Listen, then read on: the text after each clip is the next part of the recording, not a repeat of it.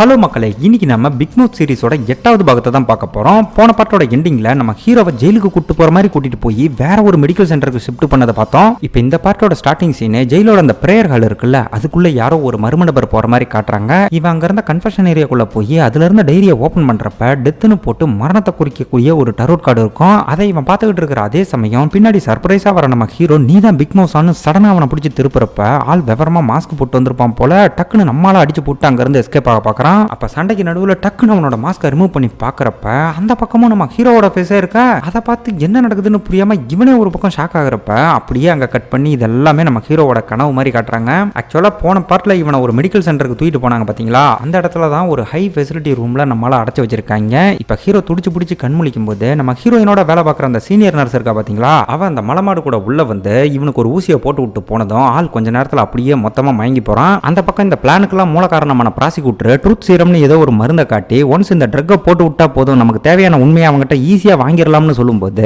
இதுல பெருசா நம்பிக்கை இல்லைனாலும் ட்ரை பண்ணி பார்க்கலாம்னு ரெண்டு பேருமே ஹாஸ்பிட்டலுக்கு வந்து நம்ம ஹீரோக்கு அந்த இன்ஜெக்ஷனை போட்டு விடுறாங்க. இந்த இன்ஜெக்ஷன் எப்படி வேலை செய்யும்னா ஒன்ஸ் அதை உடம்புல போட்டதுக்கு அப்புறம் உடம்புல இருக்கிற நரம்பெல்லாம் விட்டிக்கிற மாதிரி ஒரு பயங்கரமான வலியை கொடுத்து கொஞ்சம் கொஞ்சமா அன்கான்சியஸ் ஆக்கும் போல அது கொடுக்குற மரண வலியை தாங்க முடியாம நம்மால் இந்த பக்கம் பயங்கரமா துடிக்கும் போது அதை பார்த்து இந்த காங்கு பயவுல பயங்கரமா என்ஜாய் பண்ணிட்டு இருக்கான். இப்ப அந்த வலியெல்லாம் குறைஞ்சி கொஞ்சம் கொஞ்சமா போதை தலைக்கேறப்ப கியூட்டா ஒரு எலி இவன் உடம்பு மேல ஏறி ஏதோ சைகை பண்ற மாதிரியும் அதுக்கு அடுத்த கடமை அந்த ரூம் முழுக்க ஏகப்பட்ட எலிங்க கூடவே பக்கத்துல இருக்கிற காங்கும் ப்ராசிக்யூட்டரும் கூட ஒரு ஜெய்சாண்டி எலியா தெரிஞ்சு இவனை மரல விடுறாங்க. இதெல்லாம் வந்து பாத்தீங்கன்னா தன்னோட வாழ்க்கையை எப்படி நாசமாக்கணும் அந்த பிக் மவுஸ் யாருன்னு இவனுக்குள்ள ஒரு நச்சரிப்பு இருக்கு பாத்தீங்களா, அதோட பிம்பமா தான் இந்த மாதிரி ஒரு இல்லூஷன் நம்மளுக்கு வந்திருக்கு. இந்த இடத்துல உண்மையான பிக் மவுஸ் இவன் இல்லங்கிற விஷயம் நமக்கு நல்லாவே தெரியும். ஆனா காங்க பொறுத்தவரை சூழ்நிலைப்படி இவன் தானே பிக் மவுஸ். சோ இவன் மூலியமா தான் இழந்த 100 பில்லியனை மீட்டெடுக்கணுங்கிறதுக்காக தான் இந்த வேலையெல்லாம் செஞ்சுக்கிட்டு இருக்கான். இப்ப ஹீரோ மொத்தமா அந்த ட்ரக்கோட கண்ட்ரோலுக்கு போனதும் அந்த 100 பில்லியனை பத்தி விசாரிக்கிறப்ப இவன் உண்மையான பிக் மவுஸா இருந்தா இந்நேரம் அந்த போதையில சொல்லியிருப்பான். பட் அப்படி இல்லைங்கிறதுனால அதை பத்தி தனக்கு எதுவுமே தெரியாதுன்னு சொல்லும்போது ஏற்கனவே காங்குக்கு இந்த சீரம் மேல நம்பிக்கை இல்லை. ஸோ இப்போ இந்த மாதிரி ஹீரோ பதில் சொன்னதும் அப்படியே பக்கத்தில் இருந்த ப்ராசிக்யூட்டர் தான் முறைக்கிறான். இவங்க போட்ட சீரம் என்னமோ பக்கவா தான் வேலை செய்யுது, ஆனா ஹீரோ தான் பிக் மவுஸ்னு இவங்க முழுசா நம்புறதுனால அவன் போய் சொல்றதா நினைக்கிறாங்க. இப்போ காங் மறுபடியும் ஹீரோவை பிடிச்சி ஒழுங்கா உண்மையை சொல்லு, நீ தான் பிக் மவுஸான்னு ஒரு கேள்வியை கேட்கும்போது அது நான் இல்லைன்னு நம்மால் சொன்னதோ அடா பாவீங்களாடே என்னடா இவன் பிக் மவுஸே இல்லைங்கிறான், இங்க என்னடா நடக்குதுன்னு அவன் ஒரு பக்கம் செம்ம காண்டாக இதுக்கு வாய்ப்பே இல்லை, இவன் கண்டிப்பா போய் தான் சொல்றான், இவனோட மனோபலம் அபரிவிதமா இருக்குன்னு ப்ராசிக்யூட்டர் ஒரு பக்கம் வாய்க்கு வந்ததை வளரிட்டு இருக்கான். இதெல்லாம் காங் இன்னும் மண்டை சூடாகி அந்த ட்ரக்கை இன்னொரு டோஸ் போடு, அவங்ககிட்ட இருந்து உண்மையை வாங்கி ஆகணும்னு சொல்லும்போது 24 மணி நேரம் கழிச்சு தான் கொடுக்கணும், அதுக்கு முன்னாடி அடுத்த டோஸை கொடுத்தோம் அப்படின்னா ஆள் ஹார்ட் அட்டாக் வந்து மண்டையை போட்டுருவான்னு சொல்ல அவன் செத்தாலும் பரவாயில்ல நான் உண்மையை வாங்காம விட மாட்டேன்னு இவன் பாட்டுக்கு ஊசியை எடுத்து அந்த ட்ரக்கை ஏற்றிக்கிட்டு இருக்கும்போது நம்மால் இந்த பக்கம் மொத்தமாக மயங்கி போறான். இப்படி அவன் மயக்கத்தில் இருக்கும்போதே நமக்கு ஒரு சின்ன ஃபிளாஷ்பேக்கை காட்டுறாங்க. ஒரு டைம்ல நம்ம ஹீரோ ஸ்கூல் படிச்சுக்கிட்டு இருந்த சமயம் அப்போ வந்து பாத்தீங்கன்னா நம்ம ஹீரோயினோட தகப்ப வந்து இன்ஸ்பெக்டரா இருந்திருக்காரு. அப்போ வந்து பாத்தீங்கன்னா நம்ம ஹீரோ ஒரு 3 பசங்களோட கை கலப்பாகி ஸ்டேஷன்ல வந்து உட்கார்ந்து இருக்கிறப்ப அந்த இடத்துக்கு வந்து நம்ம ஹீரோயின் தனக்கு தெரிஞ்ச பையன் தான் சொல்லி ஹீரோ அங்க இருந்து நைஸா தள்ளிட்டு போயிருக்கா. ஆக்சுவலா இவங்க ஒரே ஸ்கூல்ல படிக்கிறாங்களே தவிர முன்ன பின்ன பேசிக்கிட்டது கூட இல்ல. நம்மால ஒரு அனாதை ஆர்ஃபனேஜ்ல வளர்ந்தவன், அது போக இவன் பழக்க வழக்கத்தெல்லாம் பார்த்து இவன் மேல ஒரு நல்ல அபிப்பிராயம் இருந்ததுனால தான் ஹீரோயின் தானா முன் வந்து அவனுக்கு சப்போர்ட் பண்ணி ஸ்டேஷன்ல இருந்து இப்ப காப்பாத்தி கூட்டிட்டு வந்திருக்கான். இப்ப கூட ஒரு பார்க்ல உட்கார்ந்து 2 பேரும் ஒன்னா பேசிக்கிட்டு இருக்கும்போது இந்த மாதிரி அவன் சாப்பிடவே இல்லைன்னு சொன்னதும் அவளோட லஞ்ச் பாக்ஸை கொடுத்து சாப்பிட சொல்லி அதை அழகு பார்த்துக்கிட்டு இருக்கேன். தனக்கு யாருமே இல்லைன்னு நினைச்ச இடத்துல இவ காட்டுற இந்த அக்கறை நம்ம ஹீரோக்கு ரொம்பவுமே பிடிச்சி போயிருந்திருக்கு. அண்ட் இதுதான் இவங்களோட ஃபர்ஸ்ட் மீட்டிங்னு நம்மால் அந்த பக்கம் வாய்ஸ் ஓவரில் சொல்லிக்கிட்டு இருக்க. எதுக்காக இதெல்லாம் காட்டுறாங்க அப்படின்னா அந்த பக்கம் இவனுக்கு ட்ரக் எல்லாம் கொடுத்து குடும்பப்படுத்திட்டு இருக்கிறதுனால இதுக்கப்புறம் உயிரோட இருப்போன்ற நம்பிக்கை இவனுக்கு சுத்தமா இல்லாம போயிருச்சு. இப்போ அந்த பக்கம் காங்க என்ன பண்றான்னா மயக்கத்தில் இருந்த ஹீரோ மூஞ்சில ஒரு பக்கெட் தண்ணியை ஊற்றி உசுப்பி விட்டு இதுக்கப்புறம் ஒரு டோஸ் போட்டாலும் இவன் ஹார்ட் அட்டாக் வந்து செத்து போயிடுவான் பாத்தீங்களா, அந்த விஷயத்த சொல்லிக்கிட்டே கையில ஊசியோட இவனுக்கு போட வர அதை பார்த்து பதறி போன நம்ம ஹீரோ ஒரு மலைக்குன்றோட பேரை சொல்லி அதுல இருக்கிற ஒரு பர்டிகுலர் லொகேஷன்ல தான் அவனோட 100 பில்லியனை மறைச்சு வச்சிருக்கிறதா சொன்னதும் அவனை இது மட்டும் பொய்யா இருந்தது, ஹெவி டோஸ் கொடுத்து உன்னை போட்டு தள்ளாம விட மாட்டேன்னு காங் இவனை வான் பண்ணிட்டு கிளம்புறான். நம்மால் டக்குன்னு ஒரு மலைக்குன்றோட பேரையும் அதுல இருக்கிற ஒரு பர்டிகுலர் லொகேஷனையும் கரெக்டா சொல்றதுக்கான காரணம் என்ன அப்படின்னு பாத்தீங்கன்னா இவனும் ஹீரோயினும் ஒரு சமயத்துல பிக்னிக்காக அந்த பக்கம் போயிருந்திருப்பாங்க.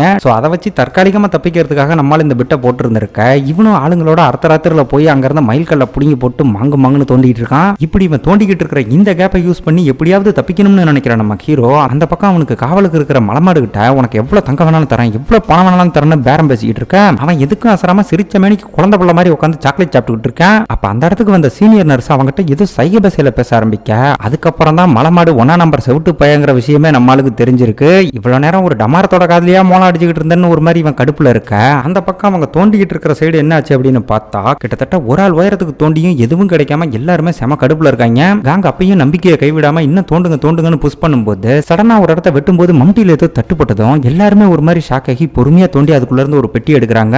அப்ப அதுக்குள்ள என்ன இருக்குன்னு ரொம்ப ஆர்வமா ஓபன் பண்ணி பார்க்கும்போது தேங்காய் பத்த சைஸ்ல ஒரு தங்க கட்டி கிடைக்கும் பாருங்க. அவ்வளவுதான் காங்குக்கு அப்படியே நம்ம ஹீரோ மேல செம்ம வெறியேறும். 100 பில்லியனுக்கு பக்கத்துல இவனுக்கு கிடைச்ச அந்த தங்க கட்டியை வச்சு பார்த்தா அது கிட்டத்தட்ட ஒரு தூசு மாதிரிங்க. சரி ஹீரோவே இந்த லொகேஷனை ஏதோ ஃப்ளோவில் அடிச்சு விட்டான். அப்படி இருக்க எப்படி இந்த இடத்துல தங்க கட்டி கிடைச்சிருக்கும் அப்படின்னு ஒரு டவுட் இருக்குல்ல. அதுக்கான பதில பாக்குறதுக்கு முன்னாடி மீதி இருக்கிற தங்க கட்டிகள் எங்க இருக்கு அப்படின்னு பார்த்தா அதுக்கு ஒரு குட்டி பிளாஷ்பேக்கை காட்டுறாங்க.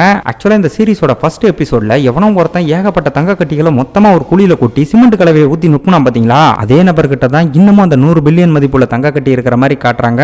அந்த நபர் யார் என்னன்னு நமக்கு காட்டல, ஆனா மொத்த தங்கத்தையும் ஏதோ ஒரு இடத்துல சேஃபா வச்சிருக்கிற மாதிரி தெரியுது. இப்ப அடுத்ததா கொலவெறியோட நம்ம ஹீரோ கிட்ட வர காங்கு அந்த ஒரு தங்க கட்டியை காட்டி என்ன பார்த்தா உனக்கு என்ன லூஸ் மாதிரி தெரியுதான்னு செம காண்டாக, என்னது நாம சொன்ன இடத்துல தங்க கட்டி கிடைச்சதான்னு ஹீரோக்கு அது மிகப்பெரிய அதிர்ச்சியா இருக்கும். இவன் அந்த லொகேஷனை சொல்றப்ப இந்த இடத்துல காங்கும் ப்ராசிக்யூட்டர் மட்டும் தான் இருந்தாங்க. சோ அப்படி இருக்க அந்த லொகேஷனை முன்கூட்டியே தெரிஞ்சுக்கிட்டு அந்த இடத்துல ஒரு தங்க கட்டியை வச்சிருக்காங்க அப்படின்னா அது கண்டிப்பா உண்மையான பிக் மூஸோட வேலையா தான் இருக்கும்னு நம்மால் பக்காவா கெஸ் பண்ணிடுறான். இது புரிஞ்சு போன அடுத்த கணமே பிக் மூஸ் இங்க நடந்த எல்லாத்தையும் வாட்ச் பண்ணிருக்கான்ற விஷயத்தையும் தெளிவா புரிஞ்சுக்கிட்டு அட பாவி அப்ப நான் இங்க சின்னப்படுற விஷயம் எல்லாம் தெரிஞ்சுமாடா இன்னும் என்ன காப்பாத்தாம இருக்குன்னு நம்மால் மனசுக்குள்ளேயே புளிங்கிட்டு இருக்க. இன்னொரு பக்கம் இவனை பேசாம போட்டு தள்ளிடலாமான்னு காங்கும் ப்ராசிக்யூட்டரும் பேசிக்கிட்டு இருக்கும்போது எதுவுமே கிடைக்காம கோவத்தோட வந்து கொலை பண்ண போறான்னு நினைச்ச இடத்துல ஒரு தங்க கட்டி கிடைச்சது பாத்தீங்களா, அதை யூஸ் பண்ணிக்க நினைக்கிறேன் நம்ம ஹீரோ. நான் தான் சாம்பிளுக்கு ஒரு தங்க கட்டியை காட்டிட்டேனே, அப்புறம் எப்படி என்ன கொல்லுவன்னு சொல்லி இங்க பாரு எனக்கு பயங்கரமா பசிக்குது, முதல்ல சாப்பாடு ஏற்பாடு பண்ண மத்த விஷயத்தை அப்புறம் பேசிக்கலாம்னு சொன்னதும் பக்கத்துல இருந்த ப்ராசிக்யூட்டர் எனக்கு என்னமோ இவன் தேவையில்லாம நேரத்தை கடத்தி இங்க இருந்து தப்பிக்க ஐடியா பண்ற மாதிரி தோணுதுன்னு கரெக்டா சொல்லிடுவேன். இதுல பல்ப் வாங்கின நம்ம ஹீரோ ஆஹா வக்கீல் பயபல கரெக்டா நம்ம சுச்சமத்தை கண்டுட்டானே, இவனுக்கு திரும்ப சைக்கோவா மாறதுக்குள்ள இந்த பிக் மோஸ் தான் நம்மளை காப்பாற்றணும்னு பயத்தை வெளியே காட்டிக்காம உள்ளுக்குள்ளேயே புலம்பிக்கிட்டு இருக்க. கட் பண்ணி அந்த பக்கம் ஜெயில என்ன நடக்குது அப்படின்னு பார்த்தா கைதிங்க எல்லாம் மார்னிங் ஆக்டிவிட்டி மாதிரி ஏதோ எக்ஸசைஸ் பண்ணிக்கிட்டு இருக்கும்போது திடீர்னு ஒரு கைதி மூக்குவாயெல்லாம் ரத்தமா கக்கி அப்படியே சரிஞ்சு கீழே விழுகிறான். இதை பாக்குற நம்ம ரூம் லீடர் பெருசு இதோட பல பேர் இந்த மாதிரி ரத்த வாந்தி எடுத்துக்கிட்டு இருக்காங்க, இதுக்கு என்ன காரணமா இருக்கும்னு அங்க இருந்து மொட்டை கூட பேசிக்கிட்டு இருக்க. அந்நேரம் அந்த 3 கைதியில இங்க மிச்சம் இருந்த அந்த டாக்டர் பயபல இருக்கான் பாத்தீங்களா, அவன் ரிலீஸ் ஆகி போற மாதிரி காட்டுறாங்க. இப்ப அதை பார்த்து மொட்டை தாத்தா ஒரு பக்கம் இங்க என்ன நடக்குதுன்னு பதறும் போது எனக்கு என்னமோ நீ தப்பான ஆள் கூட கூட்டணி சேர்ந்துட்ட மாதிரி தெரியுது, பேசாம அந்த காங் கூடவே இருந்திருக்கலாம்னு பெருசு வேற இந்த ஆளை பிடிச்சி பயமுறுத்தி விட நம்மளை பத்தி எந்த தகவலும் தெரியாம மொட்டை ஒரு பக்கம் செம்ம கன்ஃபியூஷன்ல இருக்குது. இந்த பக்கம் ஜெயில இருந்து ரிலீஸ் ஆன அந்த டாக்டர் வெளியே வந்ததுமே சைக்கோத்தனமா அவன் பொண்டாட்டிக்கு விடாம போன் அடிச்சுக்கிட்டே இருக்க, அவகிட்ட இருந்து எந்த ரிப்ளையும் இருக்கிற மாதிரி தெரியல. கட் பண்ணி அந்த பக்கம் நம்ம மேயர் அப்புறம் அவரோட பொண்டாட்டியை காட்டும் போது யார் ரொம்ப நேரம் தண்ணிக்குள்ள தம் கட்டி இருக்காங்கன்னு ஒரு நீச்சல் குளத்துல 2 பேரும் கியூட்டா போட்டி போட்டு விளையாடிட்டு இருக்காங்க. இது ஒரு விளையாட்டா இருந்தாலும் பெட்டிங் ரொம்ப சீரியஸா இருந்திருக்க. வம்புக்குன்னு நம்ம மேயர் தோத்துட்டு அவளோட விஷயம் என்னன்னு கேட்கும்போது நம்மால் வேணும்னு விட்டு கொடுத்தாரு பாத்தீங்களா, அதை அவர் பொண்டாட்டி கேட்ச் பண்ணி எதுக்காக இப்படி பண்ணீங்க, என்கிட்ட இருந்து என்ன எதிர்பார்க்கறீங்கன்னு ஓப்பனா கேட்கறப்ப எப்பா நீ பயங்கர ஷார்ப்புன்னு பாராட்டி மேயர் ஏதோ சொல்லி சமாளிக்க பாக்குறாரு. ஆனா மேயர் விட்டு கொடுத்ததை இவ எப்படி புரிஞ்சுக்கிட்டா அப்படின்னா என்ஆர் போரம்ல இவ ஒரு ஒன் ஆஃப் த மெம்பரா இருக்கா பாத்தீங்களா, அது போக இப்ப பெருசுகிட்ட வேற ரொம்ப க்ளோஸா இருக்காங்க. சோ அவரோட சேர்மேன் பதவிக்காக தான் புருஷன் இந்த மாதிரி நம்மள ஐஸ் வச்சுக்கிட்டு இருக்கான்ற மாதிரி புரிஞ்சுக்கிட்டு அந்த விஷயத்தை கேட்கும்போது ஏற்கனவே என்ஆர் போரம்க்கும் இவருக்கு இருக்கிற தொடர்பை மறைச்சு வாழ்ந்துகிட்டு இருக்காரு பாத்தீங்களா. சோ அதெல்லாமே இதுக்காக தான் அப்படின்னு பார்த்தா தலைவன் அப்படியே ரிவர்ஸ் ஆகி நம்ம 2 பேரும் குழந்தை பெற்றுக்கலாமான்னு இவ கொஞ்சம் கூட எதிர்பார்க்காத ஒரு கேள்வியை கேட்பாரு பாருங்க. அவ்வளவுதான், அதை கேட்டதுமே இவளால ஒரு வார்த்தை கூட பேச முடியல. இவர் குடும்பம் கூட என்ஆர் போரமோட ஒரு முக்கியமான அங்கமா இருந்தோம், அதை ஏன் மறைச்சு வாழ்ந்துகிட்டு இருக்காருன்றது மேபி அடுத்தடுத்த எபிசோட்ல தான் தெரியும். பட் இப்போதைக்கு நடக்கிறதெல்லாம் வச்சு பார்க்கும்போது ஒரு பக்கம் பெருசுக்கு ரொம்ப நெருக்கமான ஒரு ஆளா மாறிக்கிட்டு பின்னாடி பெரிய ஆப்பு வைக்கிறதுக்காக பிளான் பண்ணிட்டு இருக்கிற மாதிரி தெரியுது. இப்ப இவரோட ஆள் ஒருத்தன் சடனா அங்க வந்து இவர் காதுல ஏதோ முணுமுணுத்துட்டு போக அப்படியே அங்க கட் பண்ணி நம்ம ஹீரோயின் தகப்பன் அப்புறம் அந்த வக்கீல் ஃப்ரெண்ட் எல்லாம் காட்டினா செத்து போன அந்த ப்ரொஃபஸரோட பேப்பரை கழுத்துல மாட்டிட்டு சுத்திட்டு இருக்கால அந்த டாக்டர் பொண்டாட்டிய அவளை ட்ரேஸ் பண்ண முடியாம பயங்கரமா தடுமாறிட்டு இருக்காங்க. அப்ப மேயர் கிட்ட இருந்து இந்த மாதிரி ஜாங்க கண்டுபிடிச்சிட்டதா தகவல் வர இதுக்கு முன்ன இவன் ஆள் ஒருத்தன் வந்து காதுல முணுமுணுத்துட்டு போயினான்ல, அது அநேகமா அந்த விஷயம் தான் போல. உடனே வரணும்னு சொல்லி நம்ம ஹீரோயின் இந்த பக்கம் விறுவிறுப்பா கிளம்பிட்டு இருக்கும்போது கட் பண்ணி அந்த ஜாங்க தான் காட்டுறாங்க. இவ வந்து பாத்தீங்கன்னா அந்த ப்ரொஃபஸரை ரொம்ப சின்சியரா லவ் பண்ணிட்டு இருந்திருக்கா. இப்ப கூட அவர் கொடுத்த அந்த லாக்கெட் இருக்கு பாத்தீங்களா, அதை பார்த்து ரொம்ப ஃபீல் பண்ணிட்டு அப்புறம் அப்படியே அதை கடல்ல வீச போறப்ப கரெக்டா நம்ம மேயர் வந்து டக்குன்னு அதை வாங்கி ஓபன் பண்ணி பார்த்தா உள்ளுக்குள்ள எந்த மெமரி கார்டும் இல்ல. இதுக்கப்புறம் அவளோட வீட்டுக்கே நம்ம ஹீரோயின் தகப்பன் அப்புறம் வக்கீல் ஃப்ரெண்ட் எல்லாம் வரும்போது மேயர் இந்த மாதிரி இவகிட்ட அந்த மெமரி கார்டு இல்லாத விஷயத்தையும் அதை பத்தி இவ பேச மறுக்கிறதையும் சொல்றாரு. ஒரு பக்கம் இவ உசுறு குசுரா லவ் பண்ண அந்த ப்ரொஃபசர் செத்து போனது, இன்னொரு பக்கம் பாத்தீங்கன்னா இவளுக்கு புருஷங்கிற பேர்ல அந்த டாக்டர் பயங்கரமா குடும்பப்படுத்திட்டு இருக்கான் பாத்தீங்களா. அந்த டிப்ரெஷன்ல இவ பயங்கர சென்சிட்டிவா இருக்க. ஹீரோயின் பேசலாம்னு பக்கத்துல போனா ஒழுங்கா வெளியே போங்கன்னு பொருள் எல்லாம் தூக்கி போட்டு உடைச்சு பயங்கரமா பிரச்சனை பண்றா. அப்ப ஹீரோயினும் பதிலுக்கு ஒரு சவுண்டை போட்டு ஒரே வார்த்தையில ஒரு அதட்டி நம்ம ஆளுங்க எல்லாரையும் அங்க இருந்து வெளியே போக சொல்ல அவங்க கூட மேயர் அந்த இடத்துல இருந்து வெளியே வரும்போது உடம்பு சரியில்லாம இருக்கிற அந்த காங்கோட தாத்தா இருக்காருல்ல, அவர் இப்ப திடீர்னு சுயநினைவு இல்லாம போயிட்டதா தகவல் வந்ததும் அந்த ஜாங் விஷயத்தை இவங்களை பாத்துக்க சொல்லிட்டு மேயர் அங்க இருந்து விறுவிறுன்னு கிளம்புறாரு. இந்த பக்கம் நம்ம ஹீரோயின் அவளுக்கு காஃபி எல்லாம் போட்டு கொடுத்து கொஞ்சம் ரிலாக்ஸ் பண்றப்ப இதுக்கு முன்ன கேம்புக்காக ஜெயிலுக்குள்ள போனப்ப 2 பேரும் மீட் பண்ணிட்டாங்கல்ல, அந்த சமயத்துல ஜாங்கோட புருஷன் அந்த டாக்டர் பயப்பட இவன் கழுத்தை பிடிச்சி பயங்கரமா நெரிச்ச கைத்தடத்தை கூட நம்ம ஹீரோயின் நோட் பண்ணியிருந்தால, அதை வச்சு அவன் ஒரு குடும்பக்காரங்கிற விஷயத்தை புரிஞ்சுக்கிட்டு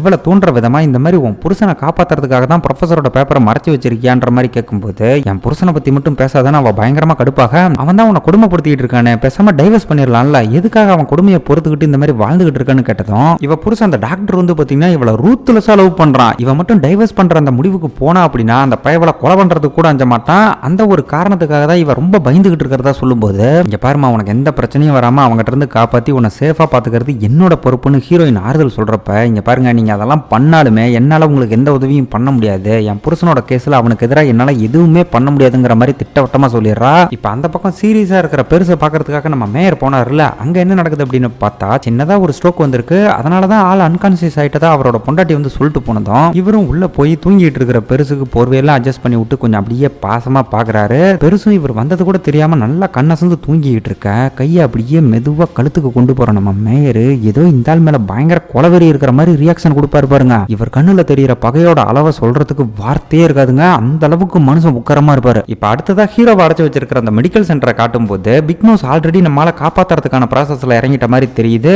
இந்த இடத்துல எவனோ ஒருத்தன் நெருப்ப கொளுத்தி போட்டு அங்க இருந்த ஃபயர் சிஸ்டம் ஆன் பண்ணி விட்டதும் ஹீரோ இருக்கிற இடம் உள்பட எல்லா இடத்துலயும் சும்மா தண்ணி பீச்சிக்கிட்டு அடிக்க மொத்த இடமும் கலவரமாக்கி எல்லாரும் ஆளுக்கு ஒரு பக்கமா பிச்சுக்கிட்டு ஓடுறாங்க. கலவரத்தை கட்டுப்படுத்த முடியாம இங்க இருக்கிற அந்த சீனியர் நர்ஸ் வேக வேகமா ஃபயர் சர்வீஸுக்கு போன் பண்றப்ப அவங்க ஆல்ரெடி கிளம்பிட்டதா சொல்ல, என்னடா இது இப்பதான் ஃபயர் ஆக்சிடென்ட் ஆயிருக்கு, அதுக்குள்ள யார் தகவல் கொடுத்திருப்பாங்கன்னு இவ யோசிக்கும் போதே முதுமுதுன்னு ஏகப்பட்ட ஃபயர் சர்வீஸ் ஆளுங்க உள்ள வராங்க. நடக்கிறதெல்லாம் பார்க்கும்போது இந்த மாதிரி ஃபயர் ஆக்சிடென்ட்டை உருவாக்கி அது மூலமா நம்ம ஹீரோவை காப்பாத்துறது தானே பிளான் மாதிரி தெரியுது. சோ இந்த பக்கம் ஹீரோவும் அதை புரிஞ்சுக்கிட்டு அங்க இருந்த மலமாட அடிச்சு போட்டு இப்ப எஸ்கேப் பார்க்க அவன் பதிலுக்கு நம்மால போட்டு பொலகாட்டு காட்டிட்டு இருக்கான். அப்ப ஃபயர் சர்வீஸ் ஆள் மாதிரி வந்த ஒருத்தன் திடீர்னு இந்த மலமாட பின்னாடி வந்து ஒரே அடியில் அடிச்சு கீழே சச்சிட்டு நம்மால தூக்க, எவன்டா அதுன்னு பார்த்தா நம்ம ஜெரி தாங்க ஹீரோவை காப்பாத்துறதுக்காக வந்திருக்கான். இப்ப அந்த மலமாடு திரும்ப எந்திரிச்சு வந்து ஜெரிய போட்டு சாணி மீதி மிதிக்கும் போது நம்மால் குடுக்குடுன்னு ஓடி வந்து அவன் முதுகுல ஒரு கண்ணாடி பீச சொருகுனதும் அப்படியே செவுத்தோட சங்க பிடிச்சி தூக்கி கொல்ல பாக்குறான். அப்ப நம்ம ஹீரோ அவன் கண்ணு ரெண்டையும் நோண்டி விட்டு வேகமா போய் ஒரு முட்டி மொத்தமா அவனை மல்லாத்தி விட காப்பாத்த வந்த ஜெரியா இவன் காப்பாத்துற மாதிரி ஆகி போயிருது. இதுக்கப்புறம் அங்கிருந்த ஒரு கார் எடுத்துட்டு எஸ்கேப் ஆகிறப்ப சீனியர் நர்ஸ் அதை பார்த்துட்டு இவங்களை சேஸ் பண்றதுக்காக ஆளுங்களை அனுப்பிட்டு நடக்கிற எல்லாத்தையும் காங்குக்கு போன் பண்ணி சொல்லிட்டு இருக்கா.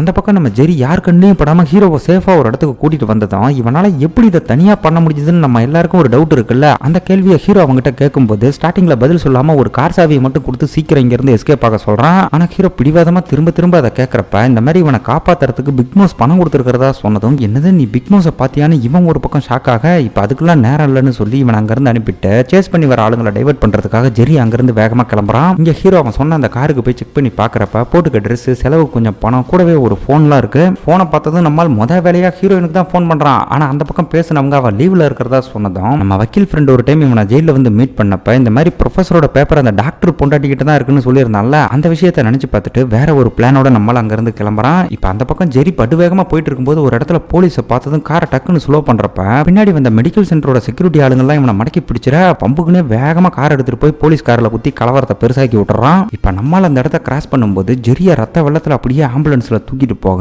அதை பார்த்து நம்ம ஹீரோக்கு பயங்கரமா ஃபீல் ஆகுது. இந்த இடத்துல ஜெரிய காப்பாத்தணும்னு கூட இவனுக்கு தோணும். ஆனா அந்த இடத்துல காங்கும் ப்ராசிக்யூட்டரும் இருக்க எதுவும் பண்ண முடியாம சைலண்டா அந்த இடத்த விட்டு கிளம்புறான். இதுக்கடுத்து அந்த பக்கம் நம்ம ஹீரோயினை காட்டும் போது ப்ரொஃபஸரோட பேப்பருக்காக அந்த டாக்டர் பொண்டாட்டியை ஹவுஸ் அரெஸ்ட் பண்ணி அப்படியே அடைச்சு வச்சிருக்காங்க. இதால அவ ஒரு பக்கம் செம காண்டுல இருக்க, இன்னும் எத்தனை நாளைக்கு இந்த மாதிரி என்ன அடைச்சு வைக்க போறீங்கன்னு கேட்கும்போது ஹீரோயின் ஒரு கவரை கொடுத்து இதை பார்த்தா உன்னோட மனசு மாற சான்ஸ் இருக்குன்னு சொல்லிட்டு போக அவளும் அந்த கவரை பிரிச்சு பார்த்துட்டு ஒரு மாதிரி வித்தியாசமா ரியாக்ட் பண்றா. ப்ரொஃபஸரோட கொலைகேஸ் வந்து கூடிய சீக்கிரம் கோர்ட்டுக்கு வரப்போறதுனால நம்மளுங்க இதுல என்ன பண்ணிருக்காங்க அப்படின்னா ஒரு யூடியூபர் மூலியமா வீடியோ ஒன்று ரெடி பண்ணி அதை இப்ப அப்லோட் பண்ணியிருந்திருக்க. வீடியோ பக்காவா தான் வந்திருக்கு. ஆனா இது வைரல் ஆகணும் அப்படின்னா லைவா ஸ்ட்ரீம் பண்ணணும்னு அந்த யூடியூபருக்கு போன் பண்ணி தகவல் கொடுத்துக்கிட்டு இருக்கும் போதே நம்மால பிடிச்சி மென்டல் ஹாஸ்பிட்டல் அடைச்சு வச்சது. அதுக்கப்புறம் அந்த ஆஸ்பத்திரியவே மொத்தமா கொளுத்தி விட்டு எஸ்கேப் ஆனதெல்லாம் நியூஸ்ல அப்படியே டெலிகாஸ்ட் ஆகும் பாருங்க. அதை பார்த்து இவங்க 3 பேரும் மிரண்டு போறாங்க. இப்ப இதே விஷயம் அந்த பக்கம் ஜெயில டெலிகாஸ்ட் ஆகிறப்ப அதை பாக்குற மொட்டை தாதா ஹீரோ அவன் கூட போட்ட பந்தயத்துல ஜெயிச்சுட்டு இந்த பக்கம் பாராட்டிக்கிட்டு இருக்க. ஜெயில இருந்து ஹாஸ்பிட்டலுக்கு போய் தான் நம்ம ஹீரோ தப்பிச்சு போயிருந்திருக்கான். அப்படி இருந்தும் தனக்கு இதுல எந்த பிரச்சனையும் இல்லைங்கிற மாதிரி வார்டன் ஒரு பக்கம் கூலா உட்காந்து நம்ம ரூம்ல இருக்க பெருசு கூட கேம் ஆடிட்டு இருக்கும்போது ஒருவேளை இந்த பிரச்சனை பெருசாச்சு அப்படின்னா மொத்த பழியும் உன் மேலதான் போடுவாங்கன்னு பெருசு இவங்கிட்ட கொளுத்தி போடுவாரு பாருங்க. இந்த ஆள் யாருக்கு சப்போர்ட் பண்றாருங்கிறது இப்ப வர குழப்பமாவே தான் இருக்கும். இதுக்கடுத்து அந்த பக்கம் காங்கோட சேர்த்து அந்த 3 அக்யூஸ்ட காட்டும் போது ஹீரோ தப்பிச்சதுல இருந்து இவங்க எல்லாரும் ஒரு பக்கம் மரண பீதியில இருக்க. ஹீரோயின் அப்புறம் நம்ம தகப்பனை லாக் பண்ணி இவங்க எஸ்கேப் ஆகலாம் அப்படின்னு பார்த்தா அவங்களும் இப்ப நாட் ரீச்சபிள்ல இருக்கிறதா ப்ராசிக்யூட்டர் சொல்லிட்டு இருக்கான். இந்த பக்கம் நம்ம ஹீரோ ஒரு செக் போஸ்ட்டுக்கு வரப்ப அந்த இடத்துல போலீஸ்லாம் சோதனை பண்ணிட்டு இருக்கிறத பார்த்ததும் ஆள் ஒரு மாதிரி லைட்டா பதட்டமாகறான். அப்ப அங்க இருந்த போலீஸ் கையில இவனோட போட்டோவை வச்சுக்கிட்டு இவனோட இவனோட முகத்தை பார்த்துமே அங்கிருந்து போகிறதுக்கு அலோவ் பண்ணிட எல்லாமே பிக் மவுஸோட செட்டப்னு நம்மளுக்கு தெளிவா புரிஞ்சு போகுது. இதுக்கப்புறம் ஒரு ஹோட்டலுக்கு போய் சேஃபா ரூமை போட்டு செட்டில் ஆகிற நம்ம ஹீரோ இவனை காப்பாத்துறதுக்காக அந்த பக்கம் ஜெரி பயங்கரமா அடிபட்டு ஆம்புலன்ஸ்ல போனா பாத்தீங்களா, அதை நினைச்சு பார்த்து அவனுக்காகவே பிக் மவுஸை கண்டுபிடிச்சு கொல்லாம விடக்கூடாதுன்னு இந்த பக்கம் இவன் பயங்கரமா வெறியாக இன்னொரு சைடு அந்த ப்ரொஃபஸரோட பேப்பர் எல்லாம் விட்டுட்டு டாக்டரோட பொண்டாட்டியை ஏதோ ஒரு சேஃபான இடத்துக்கு நம்ம ஹீரோயின் அனுப்பி வைக்கிற மாதிரி தெரியுது. ஹீரோ தப்பிச்சதுக்கு அப்புறம் போலீஸ் இவங்களை தேடக்கூடாதுங்கிறதுக்காக தான் இவங்க எல்லாம் போனை ஆஃப் பண்ணி வச்சிருந்தாங்க. ஆனா இதால இப்ப ஹீரோ இவங்களை கான்டாக்ட் பண்ண முடியாது இல்ல. சோ அதுக்கு ஏதாவது பண்ணணும்னு நம்ம ஹீரோயின் ரொம்ப தீவிரமா யோசனை பண்ணிட்டு இருக்கேன். அப்படியே அங்க கட் பண்ணி அடுத்த நாள் கோர்ட்டுக்கு போயிட்டு இருக்கிற அந்த ப்ராசிக்யூட்டரை தான் காட்டுறாங்க. போலீஸ் இன்னமும் அவங்கள ட்ரேஸ் பண்ணிட்டு தான் இருக்காங்க. சோ ஒரு பிரச்சனையும் இல்ல, அவங்கள கூடிய சீக்கிரம் கண்டுபிடிச்சிடலாம்னு இவங்க காங் கூட பேசிட்டு வரும்போது கோர்ட் வாசல்ல நம்ம ஹீரோயின் தகப்பன் அப்புறம் நம்ம வக்கீல் ஃப்ரெண்டு 3 பேரும் கையில போஸ்டர்லாம் வச்சு போராட்டம் பண்ணிட்டு இருக்காங்க. என்ன நடக்குதுன்னு புரியாம ப்ராசிக்யூட்டர் ஒரு பக்கம் ரொம்ப கன்ஃபியூஷனோட அதை பார்த்துக்கிட்டு இருக்கும்போது ஹீரோ இந்த மாதிரி ஜெயில இருந்து தப்பிக்கலாம் இல்ல, ஹாஸ்பிட்டலுக்கு கூட்டிட்டு வந்தப்ப ஹீரோயினே பக்கத்துல இருந்து ட்ரீட்மெண்ட் கொடுத்தால அந்த விஷயத்தெல்லாம் சொல்லி இப்ப பத்திரிகைக்காரங்கள்ட்ட இருந்தால கோத்து விட்டதான் இவன் விவரமா அவங்க செல்போன் எல்லாம் வாங்கிட்டு இதை பத்தி விசாரிக்கிறோம்னு சொல்லி அங்க இருந்து நழுவ பாக்குறான். ஆனா அப்பயும் நம்ம ஆளுங்க விடாம கோர்ட்டுக்குள்ள வரைக்கும் இவன் பின்னாடியே போய் நீதி வேண்டும்னு பயங்கரமா டார்ச்சர் கொடுக்க இவங்க முன்னாடி தைரியமா இருக்கிற மாதிரி சீனை போட்டு போய் கக்கூசுக்குள்ள ஒளிஞ்சுக்குவான் பாருங்க. அங்கேயும் வந்து இந்த ஆளை போட்டு படாத படுத்துறாங்க. இவன் இந்த மாதிரி எங்க போனாலும் பின்னாடியே போய் விடாம டார்ச்சர் கொடுத்துக்கிட்டே இருக்க ஒரு கட்டத்துல இவனாலேயே தாங்க முடியலைங்க. ஆள் பயங்கரமா கடுப்பாயிடுறான். இப்ப இந்த விஷயம் எல்லாம் பண்றது மூலமா என்ன நடக்குது அப்படின்னா ஒரு பக்கம் காங்காலேயோ ப்ராசிக்யூட்டராலேயோ இவங்களை இல்லீகலா தொடவே முடியாது. இன்னொரு பக்கம் இவங்க சேஃப்னு தெரியறது மூலமா ஹீரோவால இவங்களை கான்டாக்ட் பண்ண முடியும்ல. அதை பிளான் பண்ணி தான் இந்த மாதிரி எக்ஸிக்யூட் பண்ணிருக்காங்க. இப்ப இவங்க பிளான் பக்காவா ஒர்க் ஆகி நடக்கிற எல்லாத்தையும் ஒரு கிளாக் டவர்ல இருந்து வாட்ச் பண்ணிட்டு இருக்கிற நம்ம ஹீரோயினுக்கு மட்டும் புரியுற மாதிரி அங்க இருந்த ஒரு பில் போர்டு மூலமா மெசேஜ் கொடுக்க அவளும் அதை புரிஞ்சுக்கிட்டு நம்மளால கரெக்டா கான்டாக்ட் பண்றா. இந்த சீன்ல அந்த மெடிக்கல் சென்டருக்கு கடத்திட்டு போன விஷயம் எல்லாம் ஹீரோயினுக்கு தெரியாதுல்ல. சோ அதை பத்தி எல்லாம் கொஞ்ச நேரம் சென்டிமெண்டா பேசிக்குவாங்க. அதை அப்படியே ஸ்கிப் பண்ணிட்டு இந்த டாக்டரோட பொண்டாட்டியை சேஃபா ஒரு இடத்துக்கு அனுப்பி வச்சிருந்தாங்கல்ல, அவ போறதுக்கு முன்னாடி வந்து பாத்தீங்கன்னா இவங்களுக்கு இந்த ப்ரொஃபஸரோட கொலைகேஸ்ல உதவி பண்றதா சொல்லிட்டு போயிருந்திருப்பா போல. அந்த விஷயத்த நம்ம ஹீரோயின் நம்ம கிட்ட சொன்னதும் இவங்க சேஃப்டிக்காக இதுக்கப்புறம் மொத்த விஷயத்தையும் தான் கண்ட்ரோல் எடுத்துக்கிறதா சொல்லி அவளோட நம்பரை மட்டும் நம்ம ஹீரோ வாங்கிட்டு அங்க இருந்து கிளம்புறான். ஒரு யூடியூபர் மூலமா இவங்க ஒரு வீடியோ ரிலீஸ் பண்ணாங்க பாத்தீங்களா, அதை அந்த பக்கம் பார்த்துக்கிட்டு இருக்கிற அந்த 3 அக்யூஸ்டும் இதெல்லாம் எவன் நம்புவாங்கிற மாதிரி காங் கிட்ட புலம்பிக்கிட்டு இருக்கும்போது இந்த டாக்டரோட பொண்டாட்டி ஜாங் இருக்கல்ல, அவ இப்ப இங்க இருக்கிற காங்குக்கே போன் பண்ண அதை பார்த்ததும் டாக்டர் பொண்டாட்டி கிட்ட பேசி ஆகணும்னு பயங்கரமா துடிக்கிறான். அப்ப காங் அவகிட்ட எதுக்காக போன் பண்ணிருக்கன்னு விசாரிக்கும் போது இந்த மாதிரி ப்ரொஃபஸரோட பேப்பர் மொத்தமா தாங்கிட்டு தான் இருக்குன்னு சொல்ல அந்நேரம் அந்த டாக்டர் பேப்பர்ல வேற பொண்டாட்டி கிட்ட பேசணும்னு கொஞ்சம் ஓவரா துடிக்குமோ அவனை ஆஃப் பண்ணி உட்கார வச்சுட்டு இந்த மாதிரி நீ அதை கொடுக்கணும் அப்படின்னா நான் என்ன பண்ணணுங்கிற மாதிரி அவகிட்ட விசாரிக்கிறான். அதுக்கு அந்த பக்கம் இருக்கிற ஜாங் என்ன சொல்றா அப்படின்னா இவளை கொடுமைப்படுத்திட்டு இருக்கிற அந்த டாக்டர் புருஷங்கிட்ட இருந்து தனக்கு டிவோர்ஸ் வாங்கி கொடுக்கணுங்கிற மாதிரி கேட்க இது உங்க குடும்ப பிரச்சனை, அதுல நான் எப்படி தலையிடுறதுங்கிற மாதிரி அவன் சொல்லும்போது இதுக்கு ஓகேனா ப்ரொஃபஸரோட பேப்பரை உங்ககிட்ட கொடுப்பேன், இல்லனா டைரக்டா அந்த பிக் மவுஸ் கிட்ட கொடுத்துருவோன்னு ஒரு பிட்ட போட்டதும் அவன் ஒரு பக்கம் மிரண்டு போய் அந்த பெருச்சாலி வாயினை பாத்தியாங்கிற மாதிரி பயங்கரமா கடுப்பாகிறான். அப்ப ஜாங் அதுக்கு எந்த பதிலும் சொல்லாம இந்த மாதிரி டைவர்ஸ் பேப்பர் அனுப்புறேன், ஒழுங்கா அவனை சைன் பண்ண சொல்லுன்னு சிம்பிளா சொல்லிட்டு போனை கட் பண்ணிடுறேன். இப்ப இவ எங்க இருக்கா அப்படின்னு பார்த்தா நம்ம ஹீரோ தங்கி இருக்கிற அதே ஹோட்டல்ல, அதுவும் அவன் முன்னாடி உட்காந்து தான் இவ்வளவு விஷயத்தையும் பேசிக்கிட்டு இருந்திருக்கா. இதை பாக்குறப்ப வெறும் டைவர்ஸுக்காக பண்ண மாதிரி தெரியலீங்க, ப்ரொஃபஸரோட பேப்பர் இவகிட்ட தான் இருக்குன்றத காங்குக்கு தெரியப்படுத்தணுங்கிறதுக்காகவே நம்மால் வாண்டடா பண்ண மாதிரி தெரியுது.